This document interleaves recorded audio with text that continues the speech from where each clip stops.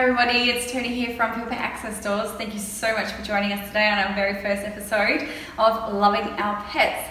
To my right we have Alison Potter here from Blue Wheelers Lakelands. She is our dog groomer that I mentioned earlier, and I would like to introduce you to her now. Hi Alison, how are you going today? Good, thanks. Tony, how are you? I'm fantastic. Thanks so much for joining me. I know this is a bit awkward and not out of your comfort zone and not what you usually do on a daily basis. That's okay. But if you could tell us a bit about your story, that would be wonderful if we could know a bit about you and what you actually do. So how long have you been in business for? So I started my Blue Wheelers Lakelands in 2013, so 5 years. I saw the big blue dog across the road and the lady inside, the groomer inside, washing a dog, and she was having a great time talking away, and I thought to myself, that is something I would love to do. So I looked into it and have not looked back. I absolutely love it. It's the best career path I've ever chosen. That's fantastic. So is there a reason why you chose Blue Wheelers franchise over starting your own company? So I went with a franchise because I had never been in business before, especially my own small business. So I looked into the pros and cons of having a franchise and the backing and support of someone that if you needed help you could call, and that's basically why I went with them, because starting by yourself there's a huge risk factor of the business side, not living up to your expectations, not knowing what to expect, not having any tips or help when you sort of need it, and then having a franchise, you've got the backing there. So that's why I chose franchise, and I chose Blue Wheelers because, for obvious reasons, the giant blue dog, the mobile salon, it stands out. It's advertising itself, and it's a great unit too. It's got air conditioning, it's got heated water, and the kids love it. Like, love having a look, love looking at the outside, always giving me a wave on the streets. So that's why I ended up with them, and they've been a really good franchise, really helpful. So your business is called Blue Wheelers Lakelands. Do you only just service the Lakelands area, or can you branch out to other areas? Like, what's the actual specifications of your company? Yeah, so I went with, obviously, when you start a franchise, you choose your base location. I live in Lakelands, so that's why I chose Lakelands as my base, but I'm Lakelands, Meadow Springs, Medora Bay, and then from there I also spread out to Singleton, San Remo as well.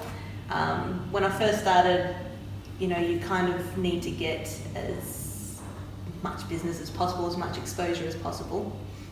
And so I used to travel quite a bit further, but this being my base area, the goal is to narrow it down to so you're not traveling so much, and so you can focus on your home area, and that's what I've done. So I pretty much have like a 5 to 10 minute travel time from one end to the other, which is really handy for me, so I don't have to be going back and forth, but I can focus on all my clients here in Lakelands. But yes, I do cover a little bit surrounding as well. Perfect, thank you.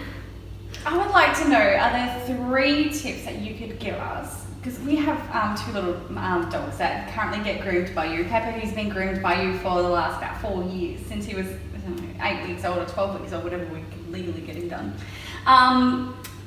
What are the 3 tips that you can give us to make sure the experience between both you and the dog is comfortable throughout the whole grooming process? So 3 tips I generally give. Well, there's 3 P's that I follow, and that's positivity, patience, and persistence. So you want to make the experience as upbeat as possible for the dogs, especially new or rescued dogs, so puppies and dogs that are a bit anxious, a bit unsure. You want to keep it as positive as possible, and just make sure that they realise that it isn't such a scary, because it can be a bit overwhelming, the noises, having scissors, clippers near the face. A lot of dogs can be a bit taken aback to start with, so we like to keep it as positive as possible. Patience, obviously, because not all dogs like being groomed or washed or dried or their nails clipped, so we just got to try and keep it as obviously patient and persist, because once you get a routine established, then they get used to it quite quickly and quite easily, and that's why I like to keep at it and keep doing it regularly. For the owners, a good tip is to always regularly brush your dogs so they get used to that. Playing with their front paws, because a lot of dogs do hate their legs being touched, so just when you're giving them a nice pat, just play with their feet so they're not all comfortable. It's not all tug of war with the legs, and yeah, just regular maintenance, regular grooming, just keeping on top of it, because it does help them get used to the idea and make it not such like it's not a punishment. It is just part of the day. What the fuck? No, she's used to it. I'm always shoving cameras in her face and taking photos. Is that cute little shot? Yeah. She's so cute. Just about the franchise, like I know that you mentioned earlier that it was beneficial then starting your own business. What training did they provide for you to gain the skills and knowledge that you have done through Blue Wheelers to starting your own company? So Blue Wheelers send you over to Melbourne to one of their top grooming schools over there, where you learn the basic, obviously, best ways to groom and style dogs, and then on to breed-specific dogs, as some breeds such as West Highland Whites or are preferred to be cut a certain way, so you learn quite a few breed-specific cuts, the best ways in hygiene, everything like that, noticing different skin irritations on dogs, worms, fleas, rashes, hot spots, things like that. So you do get trained quite a bit in that respect. And then once you start when you come back and you start up yourself, then you sort of learn a bit. You find your own way, you find your own rhythm, you find your own routine. And but I always recommend it's good to have some extra training. So dealing with dogs day in, day out, I know about myself, like I'm always weary about other people's dogs, and you just never know what you're going to get when you see them. And for them to having to be washed, groomed, dried, and all this, sometimes it's uncomfortable for them. How do you actually feel, or how do the dogs actually feel? Like, do you get bitten much? Do you get attacked? Like, I'm dying to know, because if I was a dog groomer, I'd probably get attacked every day, and it's like, oh my gosh. Yeah, no, but I'm dead. I actually get asked that a lot, mainly by larger dog owners, whether I've ever been bitten, if I can wash their dogs because of their size. But we wash any breed, any size, big or small.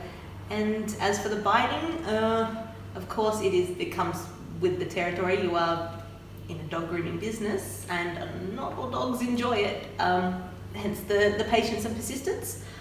So I have been bitten a few times, mainly by smaller dogs, mainly just little scrapes on the fingers, which isn't too bad. I've had a couple of dogs which I unfortunately have had to refuse to wash because they have been overstressed, and I would prefer not to put a dog in that position to start with.